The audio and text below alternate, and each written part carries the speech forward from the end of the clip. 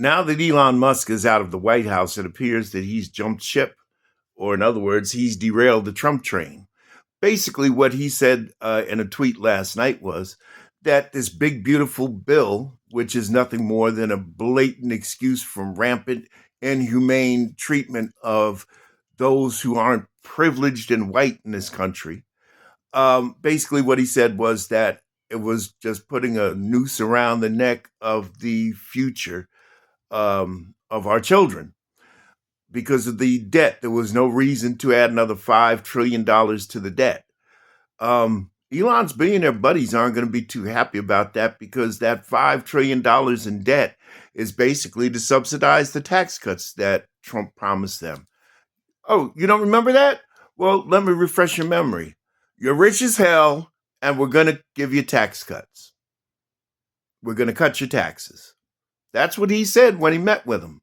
The oil executives and everybody else that he was trying to scam out of money for his presidential campaign. Here's the problem. This so-called big, beautiful bill, which is going to cut so many people who are under the poverty line and children out of Medicaid, out of SNAP. It's just downright inhumane. This is not what America is about. We never were. We were the champions of the world at one point over the years, at many points actually. Over the years, we were the champions of the world, the champions of fair play, the champions of righteousness, that we were, even though sometimes I disagree with it, but we were the police of the world. We kept everything in check. And it started with how we dealt with our own people.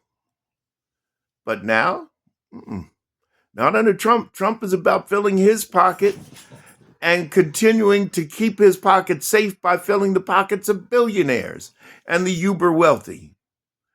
I say to you, this is wrong. We need to make a change in this country. Maybe a hard reset of our financial system. We need to eliminate this greed is good mentality because it isn't. It's not good. We get so much further together. Case in point, we wouldn't have railroads in this country without the Chinese, without the Asians. They're the ones that built it. A lot of our infrastructure was built by African Americans or black people, if you will. A lot of the infrastructure. And do you think that it was Britons or white Anglo-Saxons that did the hard labor in the turn of the 19th to the 20th century? No.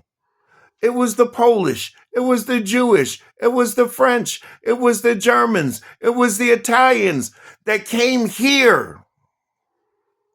You know, immigrants that came here through Ellis Island before they had an apparatus set up for passports and the like. The ship came here, they got off, they got processed through Ellis Island, they wrote their names down, and that was it. And if they couldn't pronounce the names, they Englished their names. That's how it took place. And look how far we've got. We've gotten to the 21st century that way until this divisionist orange fat fool came along and wants to divide everybody up. You know what? Let me ask you Anglo something. Are you willing to go down to those fields in Texas and Florida and start picking oranges and fruits and vegetables for a little bit of nothing? Are you willing to do that? $10, $11 an hour at best? 7 days a week, 10 hours a day? Are you willing to do that? You better stop deporting these folks that are willing to do it and bastardizing them at the same time, unless you're willing to do it. The sign of a good commander is that a good commander will never ask his people to do something that he's not willing to do. Can you picture Trump working on an assembly line? I can't. It's time for a hard reset, people. We have to come together. We have to cut this divisionist rhetoric, and we have to bring ourselves back to the way we used to be.